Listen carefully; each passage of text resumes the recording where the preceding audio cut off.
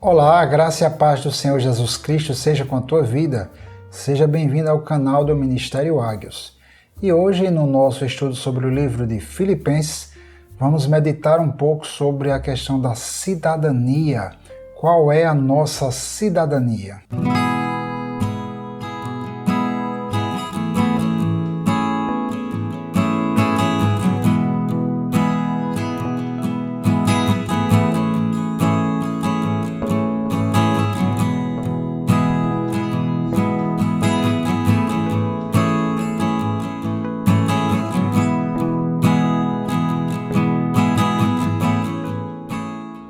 Se eu pudesse dar um título ao livro de Filipenses, eu diria A Mente de Cristo, ou Compreendendo a Mente de Cristo, porque é isso que Deus nos fala, né, através aí do apóstolo Paulo, através desse livro maravilhoso. Deus nos comunica a sua mente, os seus sentimentos, os seus desejos, através ali do apóstolo Paulo, porque Paulo realmente viveu, né, experimentou Cristo em uma profundidade muito grande.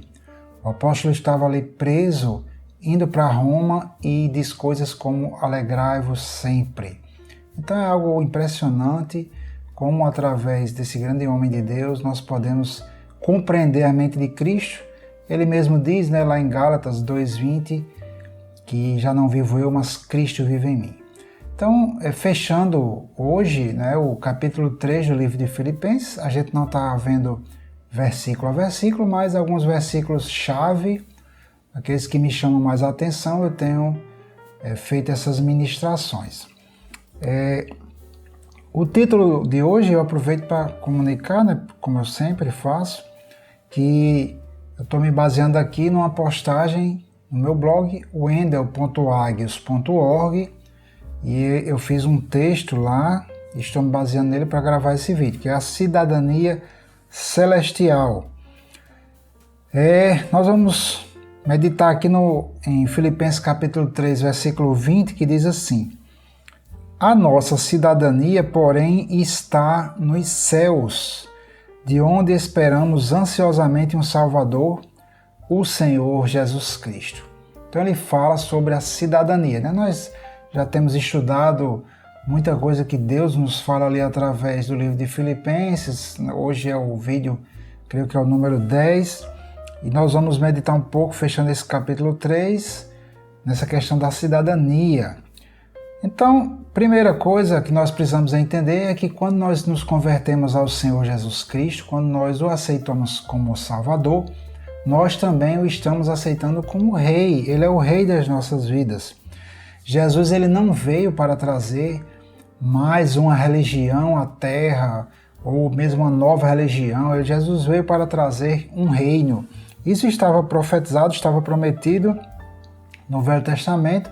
Nós vamos ver, por exemplo, aqui no livro do profeta Isaías, no capítulo 9, versículos 6 e 7, falando do nascimento do Messias, né, do Senhor Jesus, ele diz assim: porque um menino nos nasceu, um filho se nos deu, e o principado está sobre os seus ombros. E se chamará o seu nome maravilhoso, Conselheiro, Deus forte, Pai da eternidade, Príncipe da paz. Do aumento deste principado e da paz não haverá fim sobre o trono de Davi e no seu reino, para o firmar e fortificar com juízo e com justiça, desde agora e para sempre. O zelo do Senhor dos Exércitos fará isso. Então a gente vê aqui que a promessa era de um reino, e isso era exatamente o que o povo de Israel esperava. Eles estavam esperando que Jesus viesse, né, o Messias, viesse e estabelecesse um reino de paz, de prosperidade, que o Messias libertasse, né, o povo de Israel do jugo romano. Através dos séculos, Israel caiu nas mãos de vários impérios e estava ali debaixo do Império Romano, tinha que pagar tributo, eram servos do Império Romano, e se esperava que o Messias viesse para libertar Israel e estabelecer um reino de paz e justiça. E realmente isso acontecerá, mas não era o tempo ainda do Senhor Jesus estabelecer um reino físico. Mais à frente aqui no Evangelho de João, no capítulo 6, versículos 14 e 15, nós vemos que o povo, quando começou a entender que Jesus era o Messias esperado, o povo realmente queria consagrá-lo rei. Diz assim: vendo, pois, aqueles homens o milagre que Jesus tinha feito, diziam: este é verdadeiramente o profeta que devia vir ao mundo. Sabendo, pois, Jesus que haviam de vir arrebatá-lo para o fazerem rei, tornou a retirar-se ele só para o monte. Então nós vemos aqui realmente que quando o pessoal viu esse aí, era aquele que estava profetizado, né? Isaías, Jeremias, todos os profetas nos Salmos, é esse aí. Então o pessoal já queria consagrar Jesus como rei ali e tentar montar ali, levantar um exército e talvez, né, libertar o povo de Israel do Império Romano. Mas Jesus não veio naquele momento. Jesus não tinha vindo para se tornar um rei aqui no mundo. Jesus não veio para trazer um reino físico neste momento, né? O reino de Deus será estabelecido no mundo, né? O apóstolo Pedro diz que nós teremos, né, haverá novos céus e nova terra nos quais habitará a justiça. Mas ainda não é o tempo. Jesus traz o reino de Deus para a terra, mas ainda no nível espiritual, né? Ainda não é tempo desse reino ser estabelecido na terra definitivamente, fisicamente falando, né? Mas o fato de Jesus não ter vindo trazer um reino físico à terra não quer dizer que a gente deva negligenciar essa consciência de reino. No Novo Testamento, principalmente, e mesmo no Velho Testamento, eles tinham essa consciência do reino de Israel. No Novo Testamento, Jesus traz essa consciência do reino de Deus. E nós vamos ver que a Bíblia ela é cheia de versículos que falam sobre reino de Deus, que falam sobre cidadania celestial.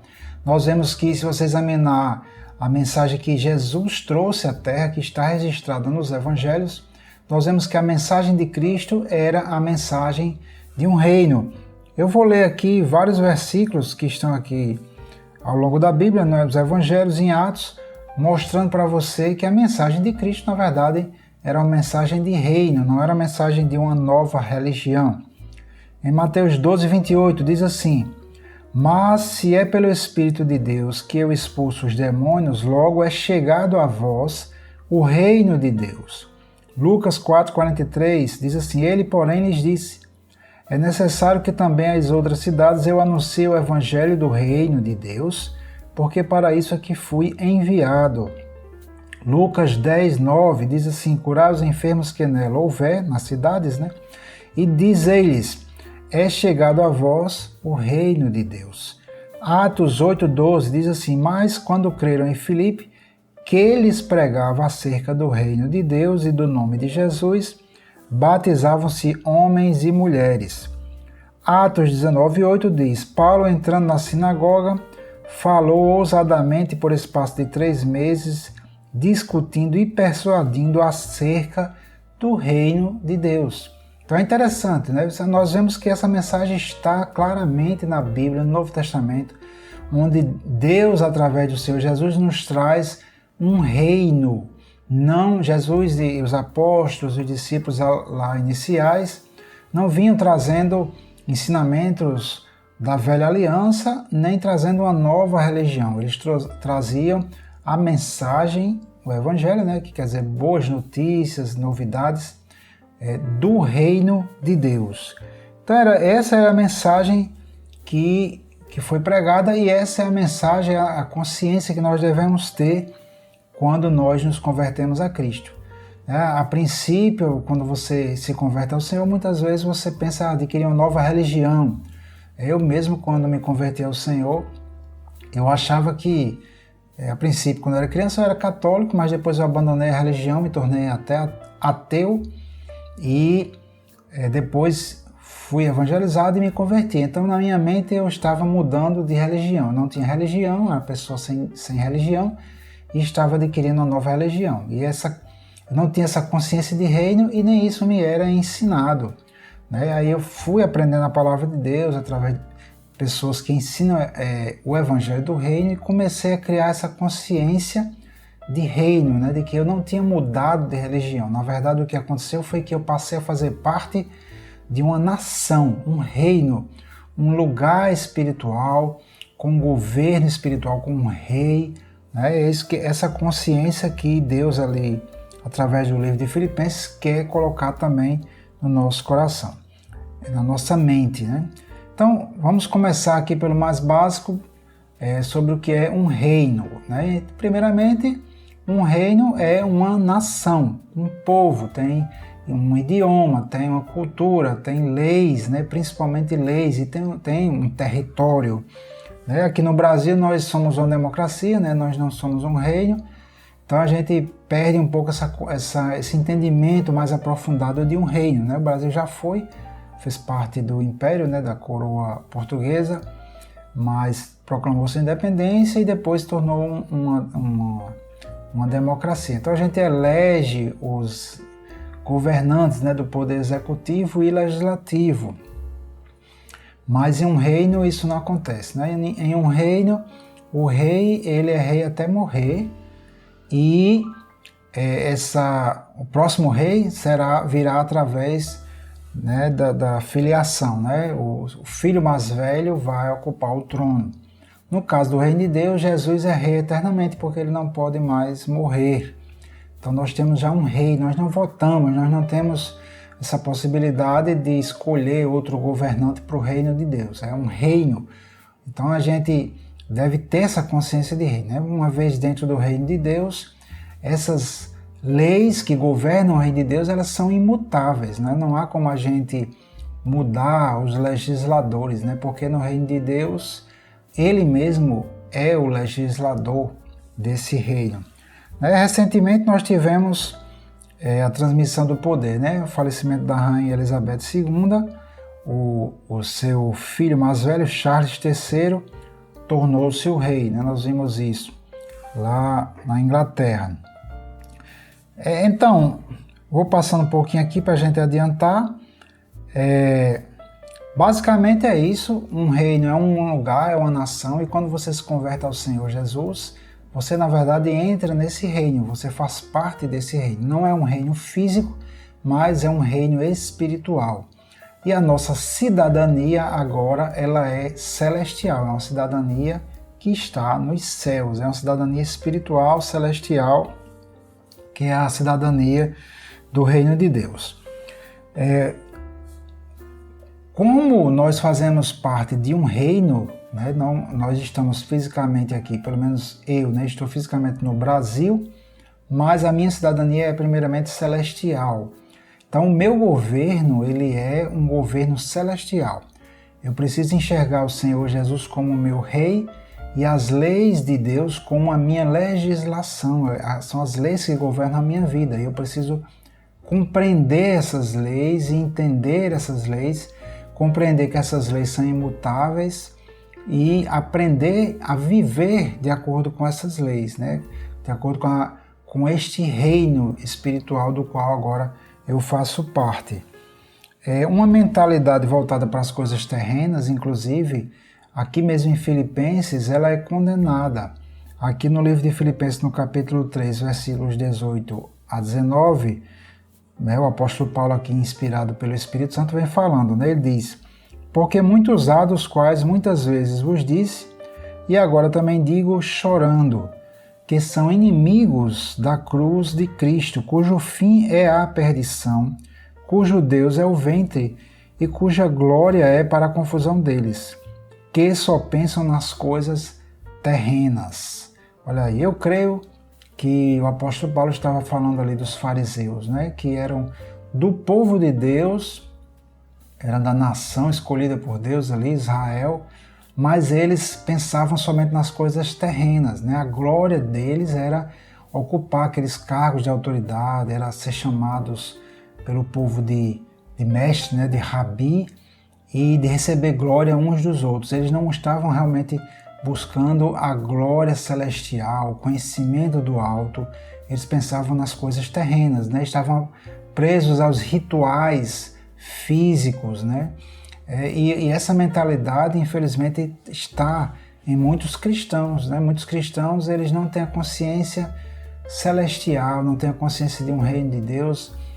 Muitas vezes se vestem de uma forma mais específica, né, da sua religião, e vão para aquele culto da sua igreja, e ali eles meio que vestem uma roupa de crente, de cristão, e se comportam de forma aparentemente piedosa, mas quando saem daquele local da religião, né, do culto, no caso das suas igrejas, né, trazendo para o meio evangélico, quando saem das suas igrejas, eles voltam à sua vida normal e agem como qualquer pessoa mundana, que era o caso dos fariseus, né? Eles amavam orar, a Bíblia diz, eles gostavam de fazer longas orações, usavam roupas bem compridas, gostavam dos primeiros lugares nas sinagogas, mas Jesus chamou eles de sepulcro caiados, não conheciam a misericórdia de Deus, condenavam o povo, né? A oração deles, de acordo com Mateus 6, não era uma oração realmente voltada para Deus, uma oração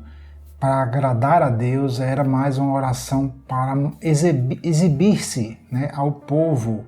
Tanto é que Jesus fala que eles oravam na esquina, né, porque ali eles podiam ser vistos por mais pessoas. E a oração deles realmente não era recebida por Deus. Então, vou ler aqui em Mateus 23, 27, uma das coisas que Jesus criticava os fariseus, né? Ele dizia: ai de vós, escribas e fariseus hipócritas, pois que sois semelhantes aos sepulcros caiados, que por fora realmente parecem formosos, mas interiormente estão cheios de ossos de mortos e de toda a imundícia. Certo? Então, é muito importante a gente entender que ao se converter a Cristo, não mudamos de religião, nós passamos a fazer parte de um reino. E quando isso acontece muito aqui no Brasil, né? Pessoas saírem do Brasil, irem em busca de uma vida melhor, de melhores oportunidades e irem para nações, geralmente nações mais ricas, onde eles vão ter melhores oportunidades. E muitas vezes o brasileiro sai aqui do Brasil, vai para outros países e acha que a lei que está lá naquele país não vai valer para ele, né? Ele vai sofrer. Acontece muito isso no exterior, né? Então vamos lá. Direitos e deveres celestiais, né? Aqui no versículo que nós estamos estudando, o apóstolo Paulo fala que a nossa cidadania é dos céus. Há algumas traduções que chamam cidade, né, em vez de cidadania. Mas a palavra aqui que foi traduzida nessa versão que eu estou usando de cidadania é a palavra grega politeuma, que vem da palavra politis, que quer dizer cidadão. Essa palavra, no dicionário de grego, ela pode ser traduzida como corpo de cidadãos de uma cidade, cidadania, direitos de cidadão e o governo da cidade. Porque tudo era referente à cidade, ao invés de país. E a resposta é porque naquela época, né, não existia tanta comunicação, não existia, né, tanta questão de comunicação e transporte, né? Então mesmo os países, as suas cidades, geralmente elas eram autogovernadas. Por exemplo, lá em Gênesis, quando fala da batalha, né, entre os reis, que Abraão foi lá, né, e libertou, né, aquela batalha lá que houve, e tiveram vários reis, né? É citado, por exemplo, o rei de Sodoma, aí é citado Melquisedeque, né, que era rei de Salém. Até esse Melquisedeque é uma figura de Cristo. Mas enfim, o que eu quero mostrar é que aqueles reis, cada um deles que é citado ali em Gênesis, na matança dos reis, né, como falado lá em Hebreus, eles eram reis de cidades. Então, naquela época era comum as cidades serem autogovernadas. Eles tinham um rei, elas tinham um muro, né, que cercava, protegia a cidade. Então eram conhecidas como cidades-estado, porque elas eram autônomas. Então as palavras que se desenvolveram se referindo à cidadania vêm dessa palavra cidade, né, que é a polis. Politis é cidadão, e a palavra usada aqui nessa passagem que a gente está estudando é politeuma, que quer dizer cidadania, mas se aplica hoje a todo um país, né? Nós temos a cidadania brasileira, não é restrita à cidade.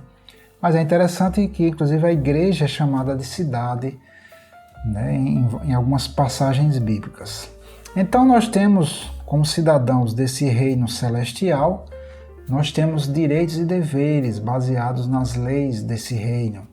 Eu vou falar alguma coisa sobre isso, claro, esse vídeo é um vídeo curto, a gente não pode falar tudo sobre a cidadania celestial em apenas um vídeo, né? Então a primeira coisa é o fundamento do amor. No reino de Deus, a lei de Deus, a lei do nosso reino, desse reino que a gente faz parte, é baseada totalmente no amor. Aqui em 1 João 4, 7 e 8 diz: Amados, amemo-nos uns aos outros, porque o amor é de Deus, e qualquer que ama é nascido de Deus e conhece a Deus. Aquele que não ama não conhece a Deus, porque Deus é amor. E como Deus, ele é o Deus, ele é o rei dessa cidade, né, do reino de Deus, que é uma nação, né, mas a gente chama de cidade, a igreja chama de cidade. O rei desse reino, essa cidadania, a gente precisa se basear no amor. O amor é a base de tudo. Aqui em Romanos 14, 17, diz assim: Porque o reino de Deus não é comida nem bebida, mas justiça, paz e alegria no Espírito Santo. Então, mais uma característica desse reino do qual nós fazemos parte. Ele não consiste em comida e bebida, ou seja, não consiste em rituais, porque ele vem falando aqui de comida e bebida cerimoniais também, né? Mas o reino de Deus é um reino de justiça. Justiça aqui é o caráter do justo. Então, retidão, honestidade, verdade, sinceridade, tudo isso é característica do reino de Deus. E também um reino de paz, um reino de alegria. Isso tudo são deveres e, claro, direitos nossos. Nós temos direito, nós temos o direito e o dever, né, de andarmos em justiça, em honestidade, em verdade, em paz e em alegria. Eu vou falar de forma mais rápida, mas se você quiser em forma de texto, né, aconselho você a acessar aí o blog e você vai ver mais detalhes, né? Uma outra característica do reino de Deus, que faz parte da nossa cidadania, é a saúde e a cura.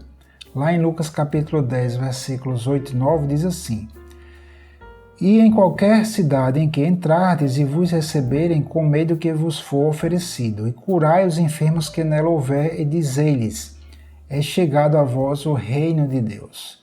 Então, um dos sinais da presença do reino de Deus se manifestando na terra, no mundo físico, é a cura divina. Eu falo mais sobre isso na minha série sobre cura divina, se você tiver interesse, né? Também em Mateus capítulo 12, versículos 26 a 28, diz assim: E se Satanás expulsa Satanás, está dividido contra si mesmo, como subsistirá, pois, o seu reino? E se eu expulso os demônios por Beelzebu, por quem os expulsam então vossos filhos? Portanto, eles mesmos serão os vossos juízes. Mas se eu expulso os demônios pelo Espírito de Deus, logo é chegado a vós o reino de Deus. Então, quando o reino de Deus se manifesta também, ocorre a libertação do poder do império das trevas, né? Então, com essa cidadania vem também esses direitos que nós temos, né, de termos a libertação do poder de Satanás, do poder do pecado, né, de todo engano e toda treva. Né? Quando os hipócritas fariseus estavam acusando Jesus de expulsar demônios por Beelzebu, Jesus disse que isso não tem sentido, né? Como é que um reino vai expulsar ele mesmo, né? Mas Jesus estava explicando que quando os demônios estavam sendo expulsos e as pessoas sendo libertas, aquilo era uma demonstração de que o reino de Deus estava se manifestando na terra. Porque quando o reino de Deus se manifesta na terra, ele expulsa o reino de Satanás. Há um combate, né? O reino de Deus ele é muito mais, né, obviamente, poderoso do que o império das trevas. Então este é um outro sinal da nossa cidadania, da cidadania celestial, que é a libertação do poder de Satanás e do pecado. Então eu espero que você medite um pouco sobre isso, leia também o texto do blog, para que você comece, né, se você não começou ainda, a desenvolver essa consciência dessa cidadania celestial. Que a graça do Senhor Jesus Cristo seja com a tua vida.